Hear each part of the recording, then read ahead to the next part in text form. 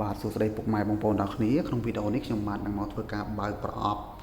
laser level Makita ដែលដំណើរការដោយថ្មប្រភេទ 12V មួយនេះ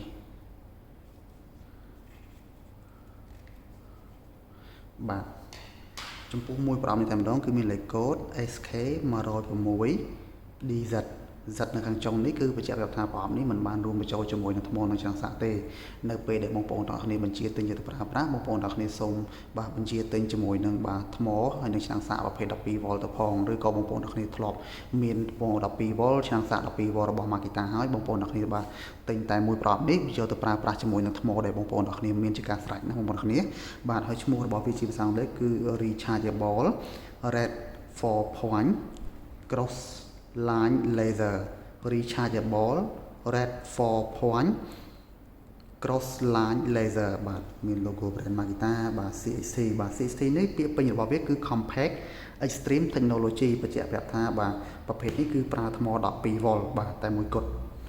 XPT នេះគឺពាក្យពេញរបស់វា Extreme Protection Technology គឺជាបច្ចេកវិទ្យាការពារសំណើមនិងធូលីណាបាទអូខេ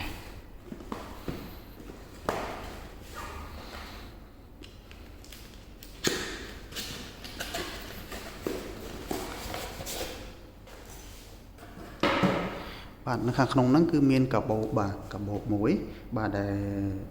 អាចទុកដាក់ជាមួយនឹង laser នឹងបានងាយនៅពេលដែលបងប្អូនទាំងគ្នាបាទធ្វើការបាទយកទៅបាទថាយួរទៅកាន់ការដ្ឋានយួរទៅកាន់ទីតាំងការងារបងប្អូនទាំងគ្នាឬក៏ទុកដាក់ក្នុង store ឬក៏ដាក់តាមយានយន្តនៅពេលដែលបងប្អូនទាំងគ្នាចុះខេត្តអញ្ចឹងណាអូខេបាទអញ្ចឹងយើងបាទរូបកានេះមកបាទមកភ្ជាប់មកជាមួយនឹងនេះនេះ laser ហ្នឹងណាបងប្អូននេះបាទ logo brand Makita ហើយនេះកន្លែងដាក់ថ្មចឹងមកណាអូខេ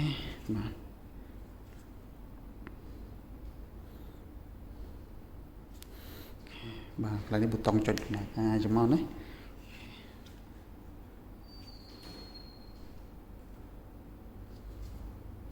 បាទកន្លែងនេះគឺកន្លែង lock unlock ចឹងមកនេះ lock unlock ណា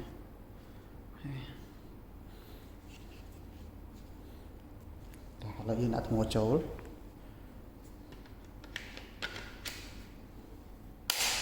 បាទតោះទៀតយើងមើលខាងក្នុងហ្នឹងបាទបានភ្ជាប់មកជាមួយនឹងជើងបាទជើងហ្នឹងគឺសម្រាប់បាទភ្ជាប់ទៅជាមួយនឹងជើងបត្រោ3នៅពេលដែលបងប្អូនទាំងគ្នាដាក់ទីខ្ពស់ឬក៏បាទភ្ជាប់ទៅជាមួយនឹងជញ្ជាំងនេះបាទនៅពេលដែលយើងបាញ់វាជញ្ជាំងហើយយើងថ្ពក់វាឬក៏បងប្អូនទាំងគ្នាបាទធ្វើការឆក់ជាមួយនឹងដែកណាឆក់ជាមួយដែកអូខេហើយនេះឈ្មោះបាទអូខេអានេះមូលជើង3ចឹងមកណាអូខេព្រោះឲ្យបាតនៅបាតវានេះគឺមានកន្លែងមូលនេះបាទមូលជាមួយនឹងនេះណានេះអូខេបាទអញ្ចឹងយើងធ្វើការចុចបើកនេះប៊ូតុងបើកបាទ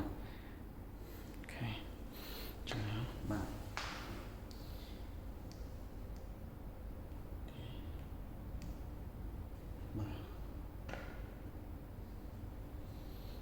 អញ្ចឹង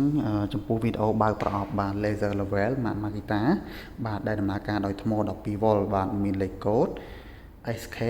106បាទ DZ ខ្ញុំបាទមានតែប៉ុណ្្នឹងទេសម្រាប់បងប្អូនទាំងគ្នាចង់ទិញយកទៅប្រើប្រាស់ឬក៏បាទចង់ដឹងពីតម្លៃឬក៏បងប្អូនទាំងគ្នាបាទចង់ដឹងពីបច្ចេកទេសបន្ថែមបងប្អូនទាំងគ្នាអាចខមមិននៅខាងក្រោមវីដេអូឬក៏តាក់ទងលេខទូរស័ព្ទដែលខ្ញុំបាទសរសេរនៅខាងបាទនៅខាងក្រោម description ហ្នឹងណាបងប្អូនទាំងគ្នាបាទអរគុណច្រើនបងប្អូនទាំងគ្នាបាទសូមជម្រាបលា